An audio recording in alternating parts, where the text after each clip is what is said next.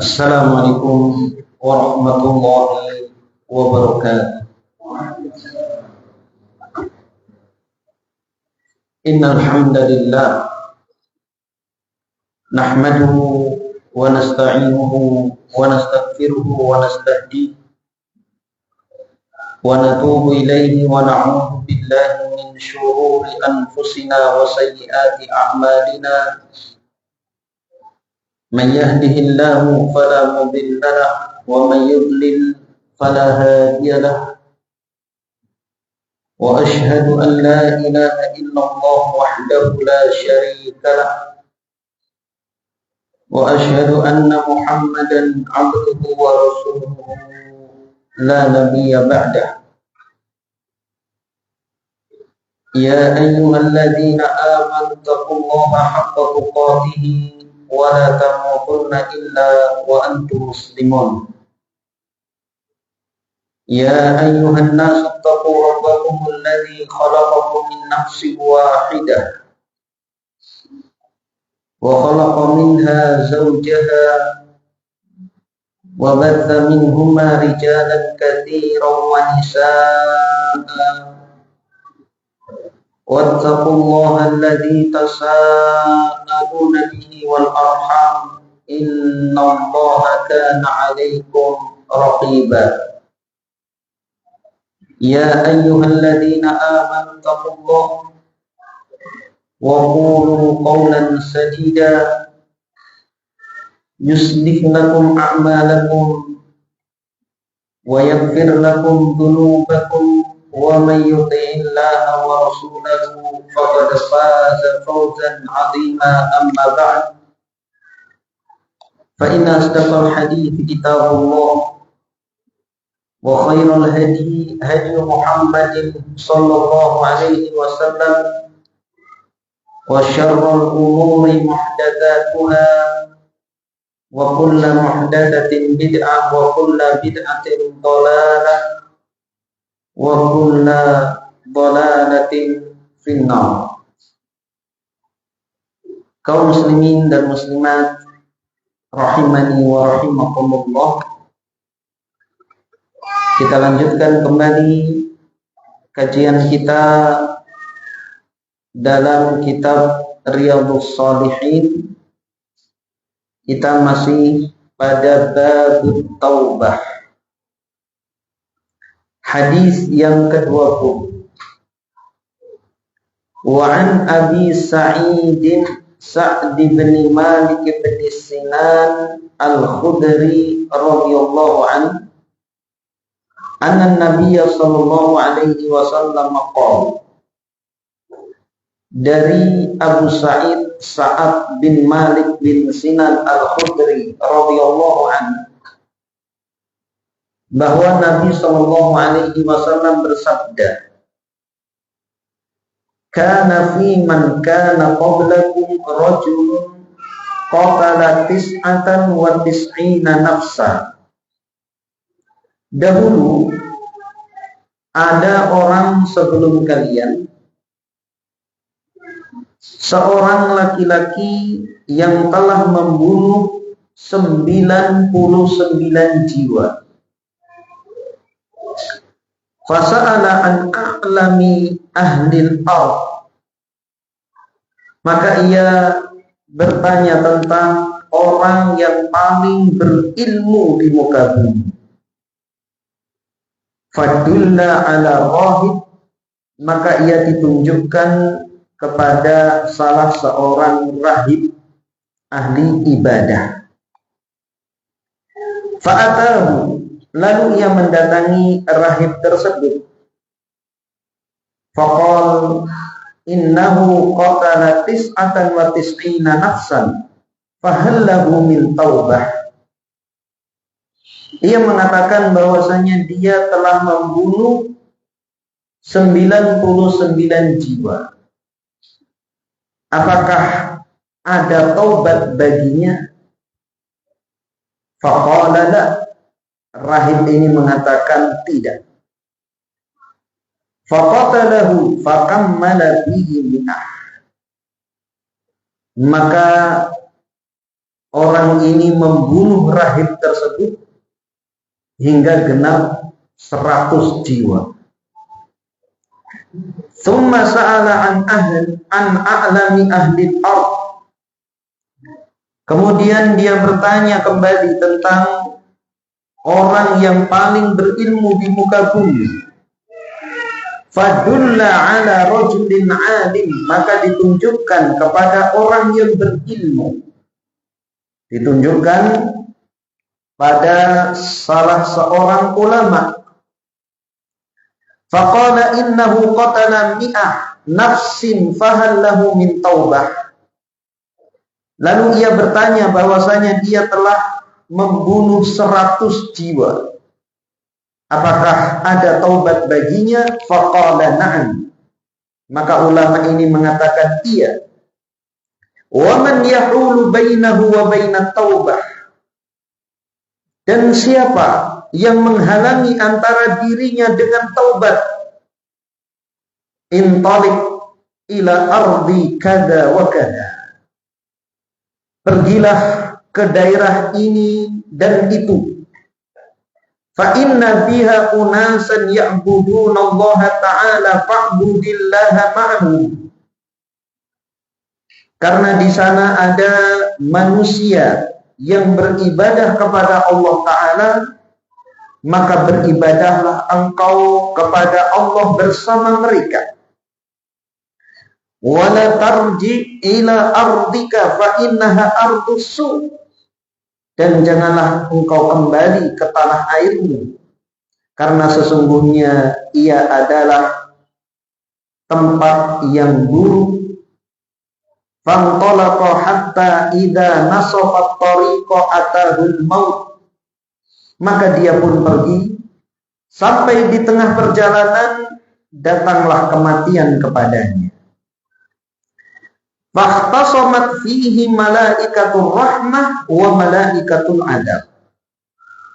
Maka berselisihlah pada orang ini antara malaikat rahmat dan malaikat adab. Faqalat malaikatur rahmah. Malaikat rahmat mengatakan ja'ata iban muqbilan bil qalbihi ila Allah Ta'ala.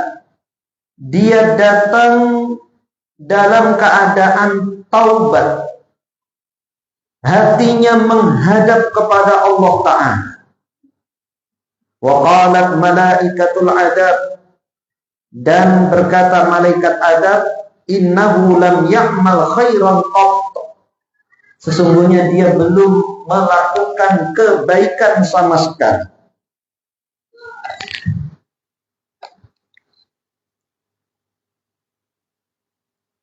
Fa'atahum malakun fi suratin adami faja'aluhu bainahum ay hakama. Lalu datanglah seorang malaikat yang lain dalam bentuk manusia. Maka mereka menjadikan malaikat tersebut sebagai pemutus hukum, yang menetapkan hukum di antara mereka, di antara kedua malaikat adab dan malaikat rahmat. Faqal, maka malaikat yang menjelma bentuk menjadi manusia ini mengatakan, qisu ma bainal aradaini fa ila ayyatihima kana adna fa huwa lah. Qisu bainal ardaini fa ila ayyatihima kana adna fa huwa lah. Ukurlah di antara dua tempat, antara daerah dia yang dia tinggalkan dengan tempat yang akan dituju, mana yang lebih dekat di antara keduanya. Faqasu fawajaduhu adna ilal ardi allati ara. Maka mereka pun mengukurnya dan mereka mendapati laki-laki ini lebih dekat dengan tempat yang ia tuju, yang akan dia tuju. Faqabadathu malaikatur rahmah maka nyawanya diambil oleh malaikat rahmat. Hadis disepakati kesahihannya oleh Al-Bukhari dan Muslim. Wa fi riwayatin fi sahih, dan di dalam riwayat yang sahih, fakana ilal qaryati salihati aqrab bi shibrin faju'ila min ahliha. Jarak dia dengan tempat yang baik itu lebih dekat dengan sejengkal. Jadi jaraknya hanya sejengkal saja lebihnya. Dia berada di pertengahan lebih 1 jengkal. Maka dia dijadikan termasuk penduduk dari daerah yang baik. Wa fi riwayatin fi sahih, dalam riwayat yang lain juga di dalam sahih, fa'auhallahu ta'ala ila hadihi an taba'adi wa ila hadihi an taqarrabi. Allah mewahyukan pada tanah yang buruk untuk menjauh, dan mewahyukan kepada tanah yang baik untuk lebih mendekat. Waqal, dan ia mengatakan, kisu ma bainahuma, ukurlah di antara keduanya. Fawajaduhu ila hadhihi aqraba bi shibrin faghufiralah. Maka mereka mendapati ia lebih dekat dengan tanah yang penghuninya baik sepanjang 1 jengkal, maka dosanya diampuni. Banyak sekali pelajaran hikmah dan faedah dari hadis ini. Yang pertama, hikmatun Nabi sallallahu alaihi wasallam fi tawjihi wal mau'izati bi darbil amsal li'anna an-nufusa tamilu ila al-ibtida'i bi jinsiha litakhruja min rijsiha. Hikmah Nabi sallallahu alaihi wasallam dalam memberikan arahan dan nasihat dengan memberikan contoh.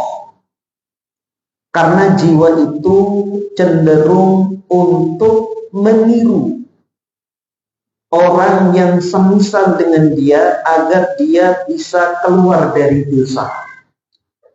Terkadang orang putus asa dari perbuatan dosa yang dia lakukan,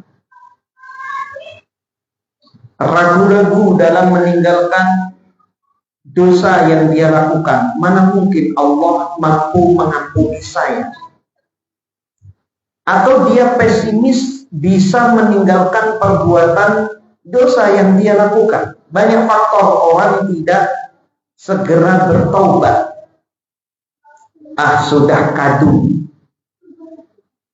Saya dari kecil, lingkungan saya seperti ini, dan saya tumbuh berkembang seperti ini. Mungkinkah saya bisa menjadi baik?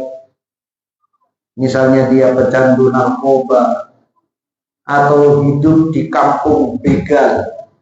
Satu kampung semuanya begal. Seperti di Bengkulu, Lubuk Linggau, Lampung, Palembang. Itu sampai di bis jurusan Lubuk Linggau, Bengkulu itu di kerangkeng, kayak kerangkeng macan, karena menghindari begal. Itu kadang orang dibegal di tengah jalan, teriak nggak ada yang nolong, karena memang satu kampung begal semua. Itu rezeki kawan, jangan diganggu. Mungkin orang akan pesimis. Maka Nabi Shallallahu Alaihi Wasallam mencontohkan ada orang yang semisal dia, orang yang melakukan dosa atau bahkan lebih besar dan mampu bertobat. Maka Nabi Shallallahu Alaihi Wasallam menceritakan. Maka ini juga cara kita menasihati siapapun yang pesimis, ragu, maka kita ceritakan. Misalnya anak kita malas belajar, bisa kita tunjukkan itu orang dulu nggak bisa belajar tapi sabar, ulet, akhirnya berhasil. Kita ceritakan orang-orang yang berhasil dan keadaannya sama dengan orang yang kita nasihati. Tentunya kisah-kisah orang-orang soleh itu akan senantiasa ada dari masa ke masa. Begitu juga keberhasilan orang-orang, berhasil menjadi ulama, berhasil menjadi baik, dan keberhasilan yang lainnya itu tatkala kita ceritakan itu akan menggugah hati seseorang untuk menirunya. Karena kalau belum ada contohnya, biasanya seseorang menganggap mustahil. Mana mungkin saya bisa menjadi baik? Mungkin yang terdidik dari keluarga preman dan lahir sebagai preman, sejak balita sudah diajakin malak sama orang tuanya, mungkin akan pesimis. Nabi SAW di sini memberikan contoh orang yang sudah membunuh 99 nyawa, kemudian karena marah, fatwanya tidak sesuai dengan keinginannya, dia pengen baik kok dikatakan nggak bisa baik, nggak bisa diterima tobatnya, akhirnya dibunuh juga, genap 100. Itu bisa diampuni oleh Allah Subhanahu wa Ta'ala. Maka dosa apapun itu bisa diterima oleh Allah Subhanahu wa Ta'ala tobatnya. Yang kedua, jawazu tahadduthi an bani Israil fa inna fihim kanatil a'ajibu walakin idza haddatsana ahlul kitab bi syai'in fala nusaddiquhu wa la nukadzibuhu. Diperbolehkan menceritakan tentang kisah Bani Israel karena pada mereka ada kisah-kisah yang menarik, kisah-kisah yang ajaib. Di dalam Al-Quran pun banyak kisah-kisah tentang Bani Israel, baik kisah tentang nabi-nabi mereka, kisah orang-orang soleh mereka, kisah tentang Ashabul Kahfi, kisah tentang Ashabul Qaryah, dan lain sebagainya. Itu kisahnya sangat menarik yang bisa kita ambil pelajaran. Akan tetapi jika ahlul kitab mengkisahkan kepada kita, ada rahib, ada pendeta mengkisahkan kisah-kisah tentang Bani Israel, maka kita tidak membenarkan mereka dan juga tidak mendustakannya.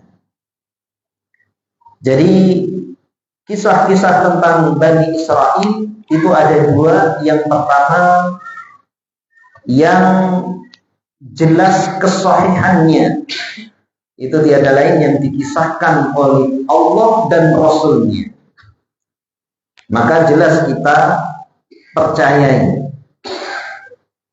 Kemudian yang kedua, yang dikisahkan oleh ahlul kitab sendiri, dan para ulama, terkhusus ulama ahli tafsir, itu banyak menukil kisah-kisah mereka, maka tidak dibenarkan dan juga tidak didustakan, dan boleh mengambil pelajaran dari kisah-kisah tersebut. Tidak kita benarkan dan juga kita tidak dustakan, karena kita tidak tahu apakah ini ceritanya benar atau tidak.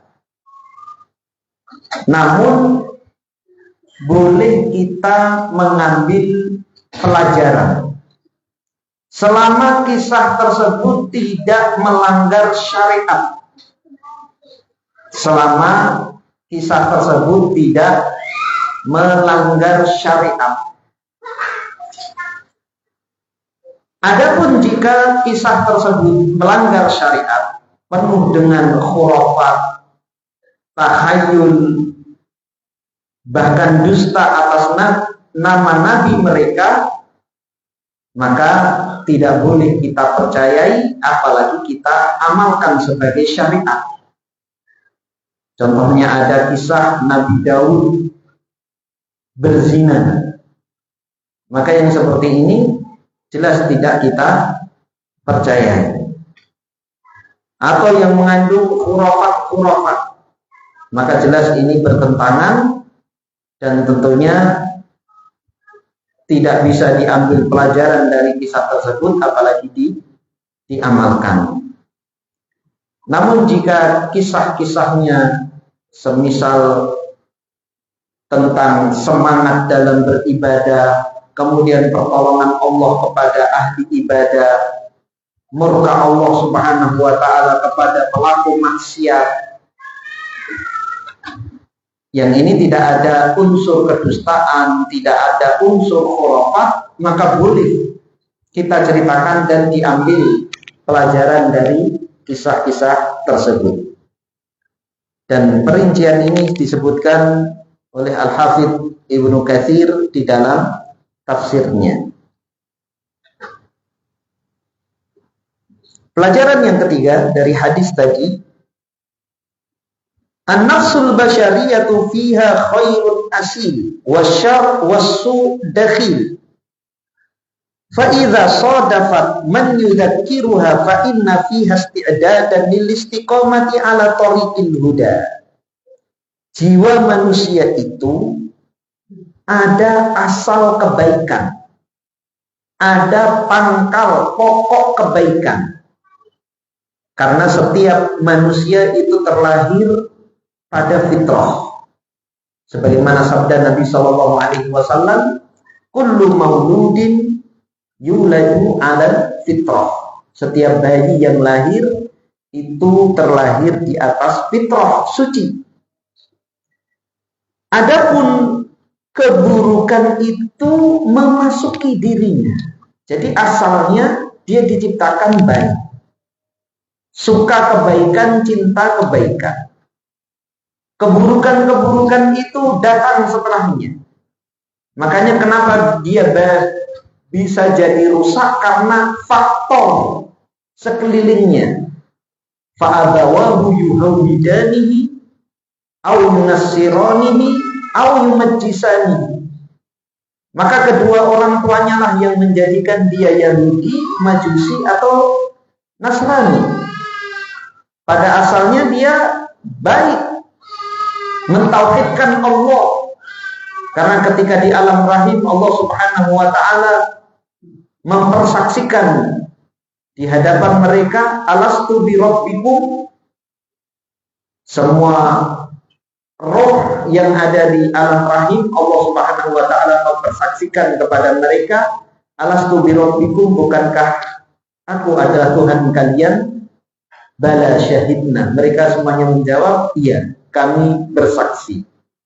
Ketika lahir, maka lingkungan itulah yang memberikan warna kepada mereka. Maka jika ada yang mengingatkannya, sesungguhnya jiwa itu ada kesiapan untuk mengikuti jalan kebaikan. Jiwa ada kesiapan untuk mengikuti jalan kebaikan karena asalnya baik. Makanya perlu kita terus mengingatkan, karena manusia itu mudah lupa. Sumyal insanu insanan likathrati nisyani. Manusia itu dinamakan insan itu karena nisyan, banyaknya nisyan. Nisyan itu artinya lupa, karena sering lupa. Jadi janganlah kita mengingatkan orang-orang yang ada di sekitar kita. Kita ingatkan keluarga kita ingatkan anak-anak kita. Ketika mereka lalai, ketika mereka malas, maka akan teringat ketika diingatkan. Begitu juga upaya kita agar terus mendengarkan peringatan. Di antaranya adalah menghadiri majelis ta'lim. Maka ini adalah upaya agar kita senantiasa ingat. Fadzakir fa inna dzikra tanfa'ul mu'minin. Berilah peringatan, sesungguhnya peringatan itu bermanfaat kepada orang-orang beriman. Selama orang ada keimanan dalam hatinya, peringatan itu pasti akan bermanfaat kepada mereka. Maka jangan bosan kita mengingatkan, dan juga jangan bosan kita untuk menerima peringatan. Kita hadir di majelis taklim, kita mendengarkan audio, video, ceramah yang memberikan peringatan kepada kita. Kita bisa menyetel televisi dakwah, radio dakwah, dan lain sebagainya. Itu kita akan ingat. Jadi sambil santai nyetel radio, ada 1, 2, itu bisa jadi satu ilmu yang mengingatkan kita, bisa menyelamatkan kita dari azab neraka, dan bisa mengangkat derajat kita kelak di surga. Seperti orang tadi, setelah sekian lama tenggelam pada dosa dan maksiat, ada beban dalam diri dia, sehingga dia dengan sendirinya ingin menjadi baik. Dan itu pasti terjadi pada seluruh pelaku dosa dan maksiat. Ada beban, ada kebosanan pada mereka. Karena memang dosa itu merupakan beban. Alladzi anqadha dhahrak. Dosa itu yang membebani punggung. Maka semakin banyak dosa dilakukan oleh seseorang, maka beban hidupnya akan semakin besar. Pelaku dosa dan maksiat, apapun itu bentuk dosa, akan linglung, akan merasa ada yang merasa dia ada beban. Maka ada dalam hati kecil mereka untuk berubah. Maka terkadang bagaimana upaya dia untuk berubah.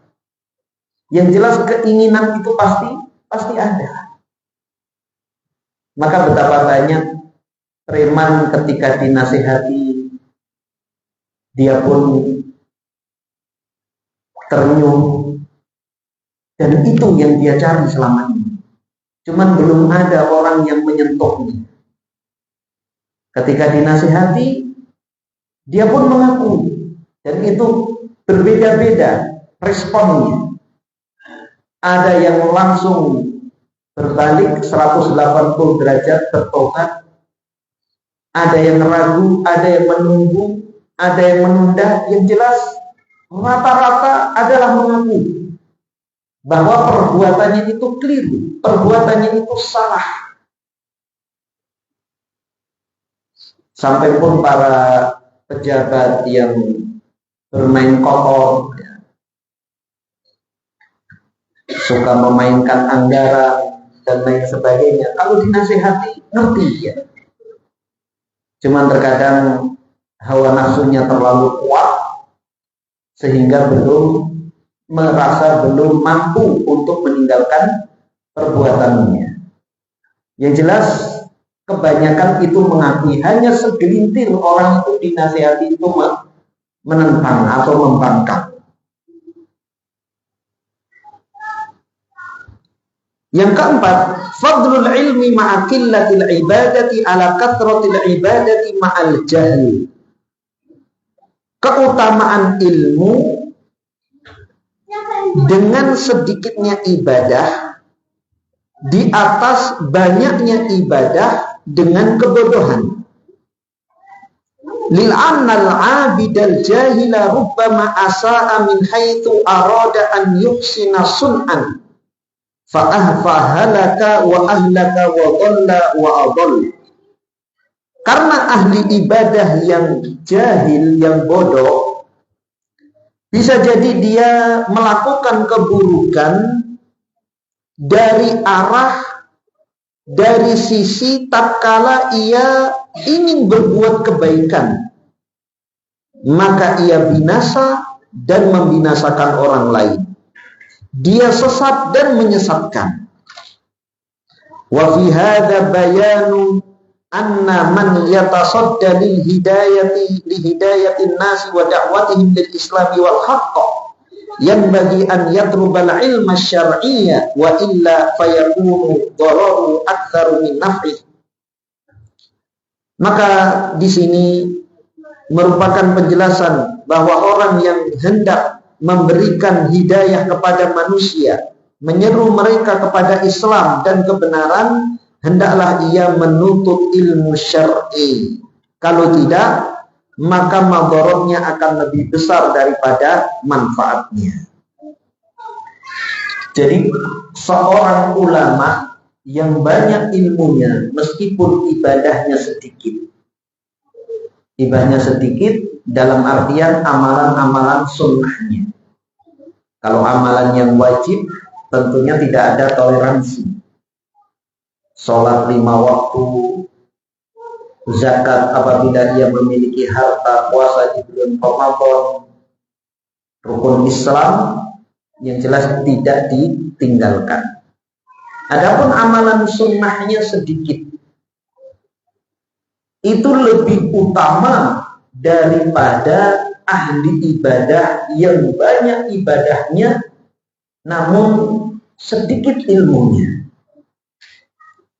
Karena ahli ibadah yang sedikit ilmunya bisa jadi dia akan melakukan kerusakan padahal ia ingin melakukan kebaikan,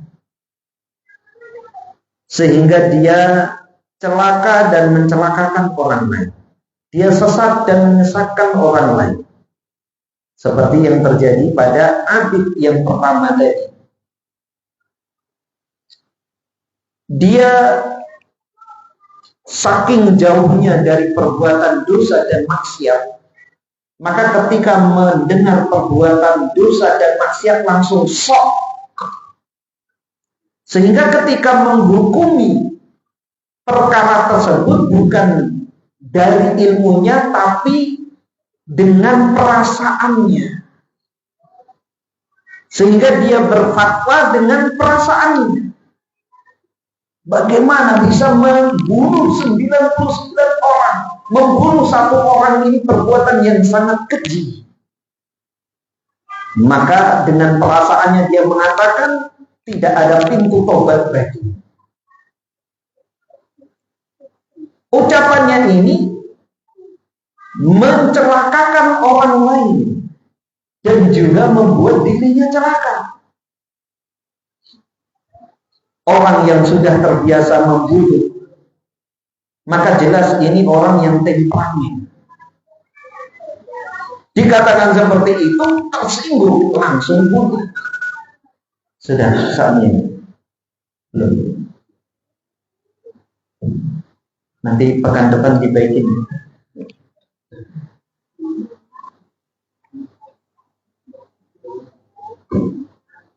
Dua menit lagi.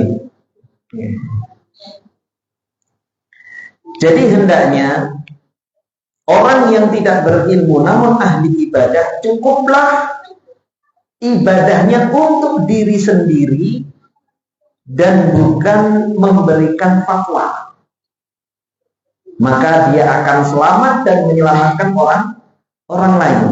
Namun kebiasaan masyarakat dimanapun dan kapanpun menilai bahwa yang ahli ibadah itu adalah orang berilmu, yang ahli ibadah itu adalah ulama. Belum tentu. Tidak semua ahli ibadah itu ulama. Karena menganggap yang paling baik adalah yang ahli ibadah. Ini yang paling mengenal Allah, maka segala permasalahan masyarakat diarahkan kepada dirinya padahal dia tidak mengilmuinya. Oh sudah benar ya. Bisa.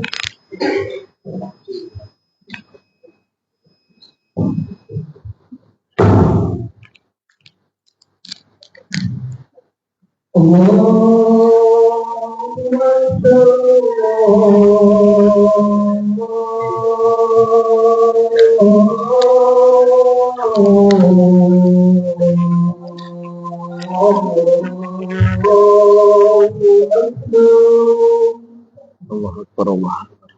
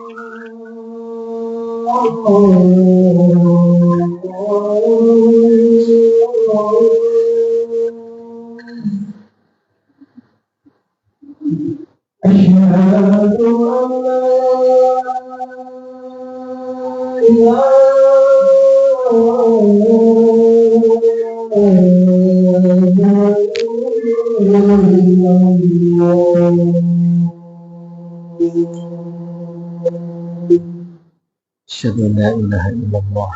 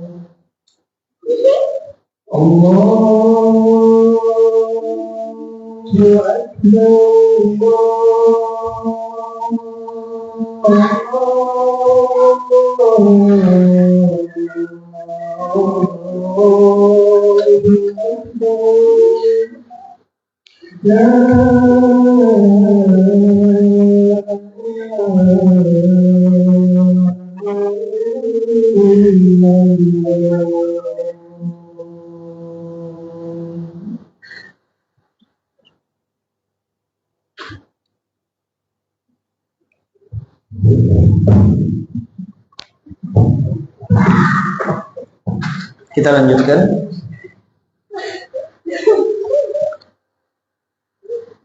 Pelajaran yang kelima. Al-jahilu adu nafsihi. Faqillatu fatamatir rahib sur'atahu. Li'annahu kana min haqqihi taharruzu mimman ittara'a 'ala al-qatli hatta sara daydanuhu bi alla yuwajihahu bi khilafi muradihi wa an yasta'mila ma'ahu ma'arido mudaratan an nafsihi. Kebodohan itu adalah musuh bagi orang yang bodoh.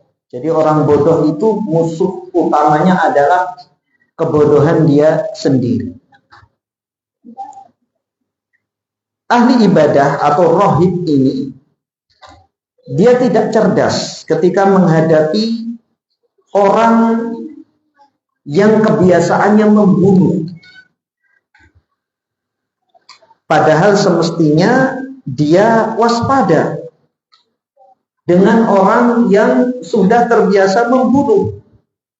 Hendaknya berbicaranya hati-hati dengan menggunakan kata-kata kiasan atau sindiran.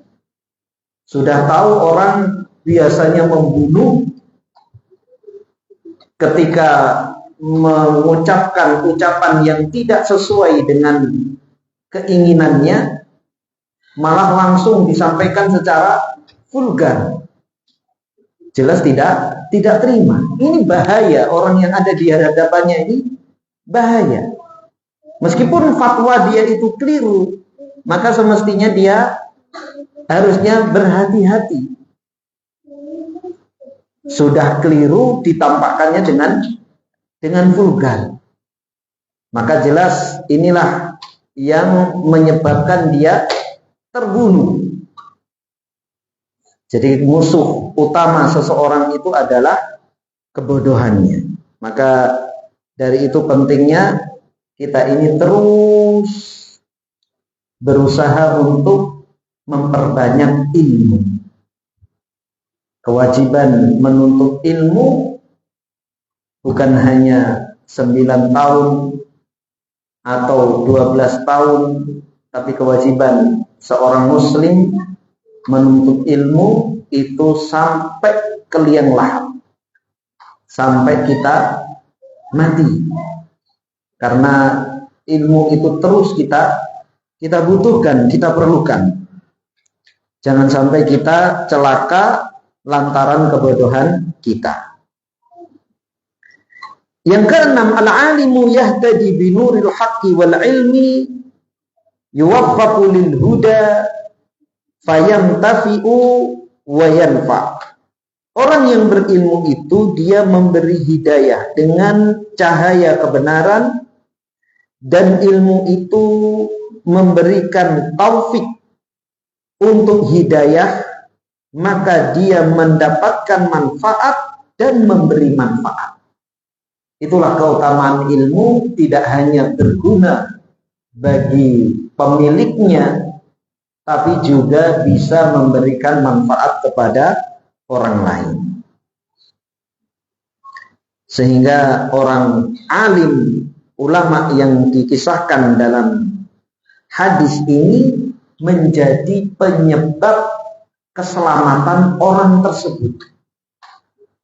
Padahal orang tersebut sudah membunuh 100 jiwa.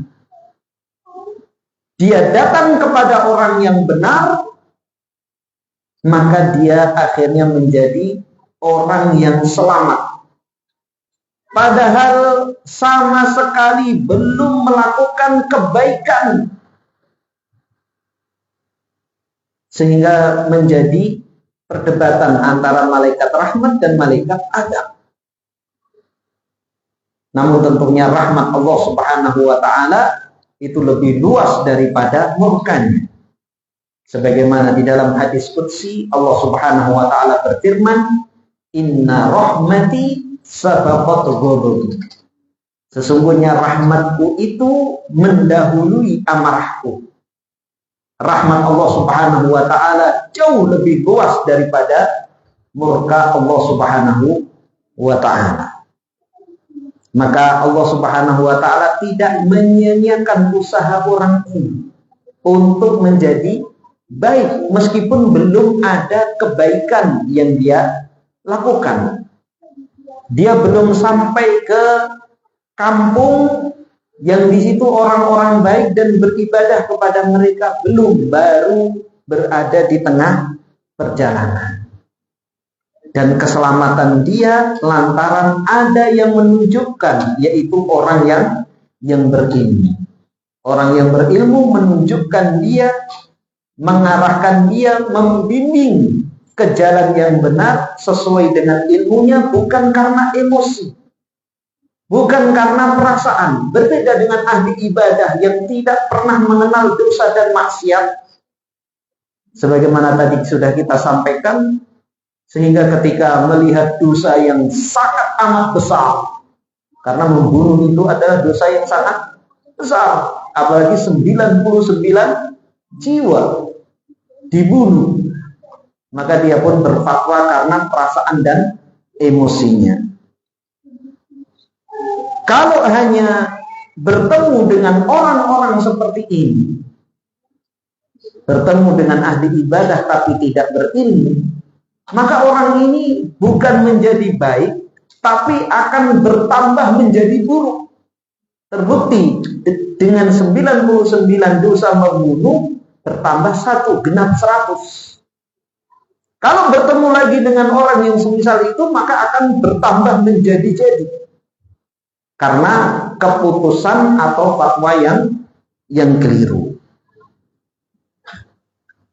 Berikutnya, yang bagi alal alimi wad da'i ilallahi an yubashshira wa la yunaffira wa la yaj'alun nasa yaqnatuna min rahmatillahi allati wasi'at kulla syai'. Hendaklah orang berilmu dan dai yang menyeru kepada Allah itu untuk memberi kabar gembira dan jangan membuat orang lari, dan jangan menjadikan manusia berputus asa dari rahmat Allah yang luasnya meliputi segala sesuatu.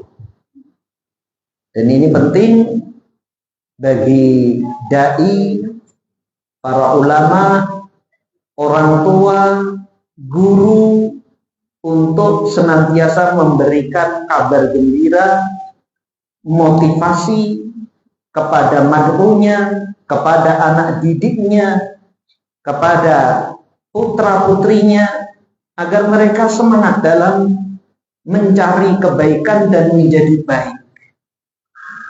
Jangan baru pertama kali belajar langsung di roasting.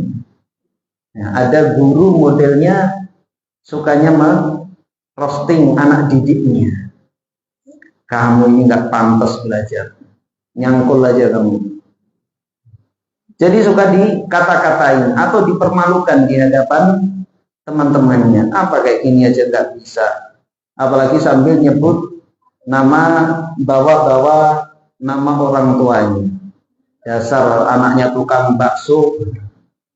Atau ya seperti itu sering kita jumpai. Lidah kamu seperti ini karena bapak kamu suka jualan ketan, sehingga kamu nggak fasih-fasih ketika membaca. Lidah kamu lengket kebanyakan ketan.